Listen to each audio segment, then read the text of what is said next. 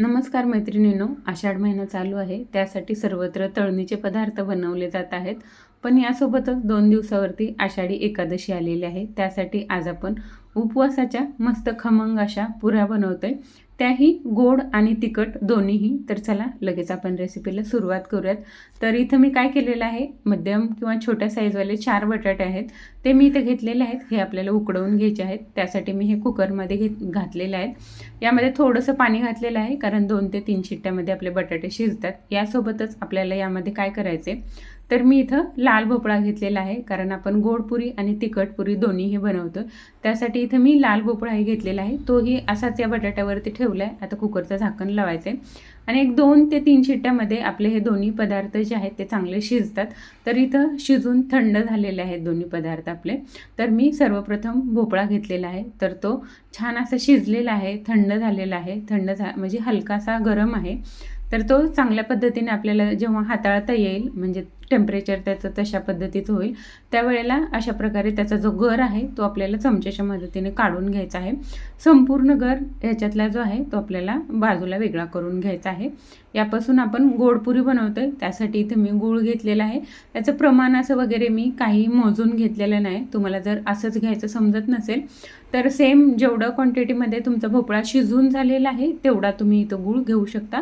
वाटीनं मोजून घेतलात तरीही चालेल. तर हे काय केलं आहे मी, भोपळा हलकासा गरम आहे, त्यामध्येच हा जो गूळ आहे तो छान असा स्मॅशरने स्मॅश करून घेतला आहे.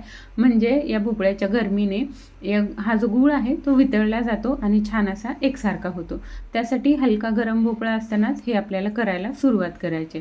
तर पाहू शकता छान असं हे एकजीव किंवा एकत्रित असं झालेलं आहे मस्त. त्यासाठी आपली पुरी ही एकसारखी व्हावी, त्यासाठी हे एकत्रित किंवा एकजीव मिश्रण करणं गरजेचं आहे. तर इथं जे आहे ते एकत्रित असं झालेलं आहे. उपवासाची पुरी बनवतो आपण, त्यासाठी इथं उपवासाचं पीठ वापरायचं आहे. तुमच्याकडे जे कुठली भाजणी असेल किंवा काही असेल ते पीठ तुम्ही यामध्ये वापरू शकता. तर मी इथं थोडंसं मीठ घातलेलं आहे आणि त्यानंतर यामध्ये जे वरईचं पीठ आहे माझ्याकडे ते घातलेलं आहे. मी अगोदर सांगितल्याप्रमाणे तुमच्याकडे जे कुठलं उपवासाचं किंवा भाजणीचं पीठ असेल ते तुम्ही यामध्ये घालू शकता. तर वरईचं पीठ जे आहे ते जसं लागेल तसं यामध्ये घालत जायचे आणि घट्टसर किंवा आपल्याला पुरी जशी बनवता येईल तसा गोळा जो आहे तो आपल्याला याचा बनवून घ्यायचा आहे. तर एकदाच पीठ घालायचं नाही, जशी आवश्यकता पडत जाईल तशा प्रकारे पीठ आपल्याला घालत जायचे आणि हलकासा मऊ असा याचा गोळा जो आहे पाहू शकता मस्त असा इथं मी बनवून घेतलेला आहे.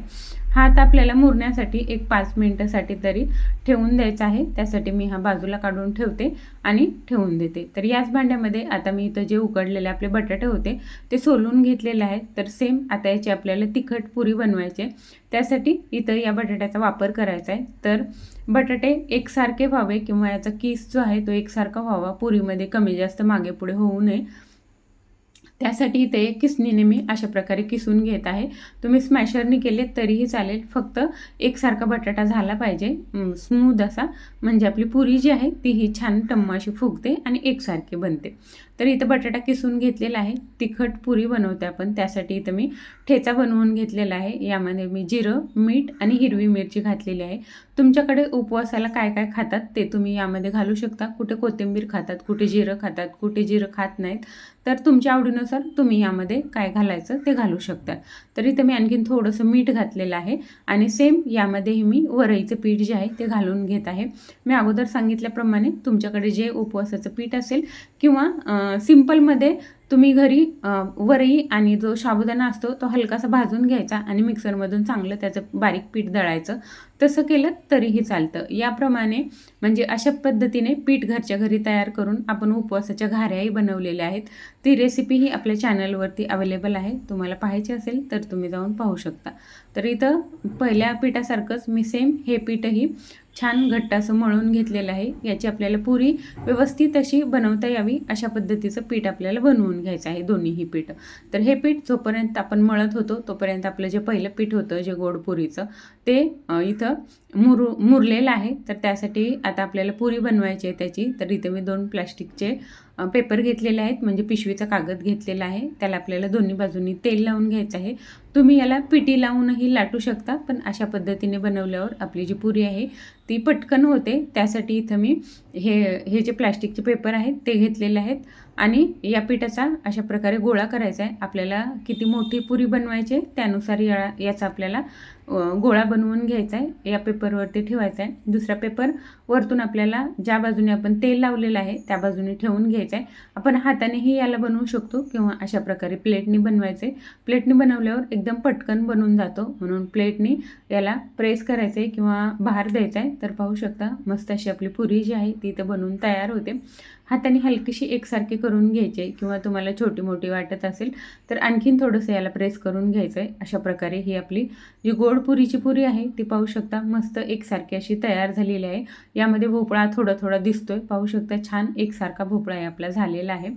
तर इथं आता तेल गरम झालेलं आहे. गरम तेलामध्ये पुरी जी आहे ती सोडून घ्यायची आहे आणि छान खमंग अशी तळून घ्यायची आहे. तर पुरी अगोदर एका बाजूने व्यवस्थित तळू द्यायची. नंतर जेव्हा पुरी तेलावरती हलकी होईल तेव्हा यावरती थोडं थोडं तेल घालायचं आहे, म्हणजे पुरी जी आहे ती वरच्या बाजूनेही चांगली तळली जाते आणि आपली पुरी फुगण्यासाठी मदत होते. तर पाहू शकता झाऱ्याने याच्यावरती हलकं हलकं तेल घालायचं आहे. अंगावर उडू नये याची काळजी घ्यायची आणि नंतर हलक्या हाताने पुरी आपली पलटून घ्यायची. नंतर यामध्ये जेव्हा पुरी आपली व्यवस्थित अशी तळली जाईल तेव्हा पाहू शकता किती मस्त टम्मा अशी आपली पुरी जी आहे ती फुगून येते. मीडियम फ्लेमवरती तळायचं आहे. खूप तेल आपलं गरम नसावं आणि थंडही नसावं, त्यासाठी मध्यम गरम तेलावरती आपली पुरी जी आहे ती आपल्याला छान अशी तळून घ्यायची. इथं पाहू शकता मस्त अशी फुगलेली पुरी आपली इथं तयार झालेली आहे.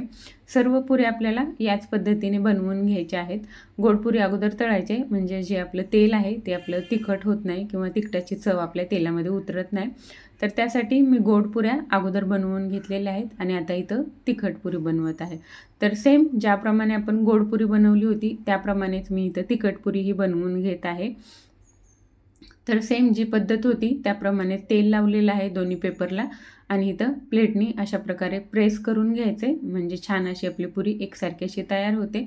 काही कमी जास्त वाटत असेल तर हाताने अशा पद्धतीने एकसारखे करून घ्यायचे किंवा हाताने फक्त थापटून घेतली न प्लेटनी दाबता तरी ही पुरी छान होते. आता ही पुरी ही आपल्याला तळून घ्यायची आहे. पाहू शकता छान खमंग अशा पुऱ्या तयार होतात.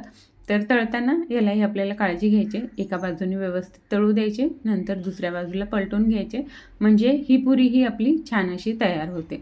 तर पाहू शकता अगोदरच ही पुरी छान फुगायला लागलेली आहे. मस्त अशी पुरी एका बाजूने तळली की दुसऱ्या बाजूनेही पलटून घ्यायची. तर ही पुरी तर आपोआपच फुगून आली. यावरती तर तेल घालायचीही गरज पडली नाही. तर 2 दिवसावरती आषाढी एकादशी आहे. तर दोन्हीपैकी कुठली पुरी तुम्हाला सोपी वाटते ती पुरी तुम्ही यामध्ये बनवू शकता.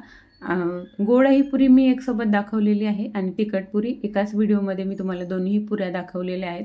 तर यानुसार आपण कुठलीही पुरी बनवू शकता. या तिखट पुरीसोबत तुम्ही बटाट्याची भाजी खाऊ शकता किंवा असंच खाल्लीत तरीही चालतं. ऑलरेडी आपण बटाटा यामध्ये घातलेला आहे त्यामुळे वरतून काही नाही घेतलं.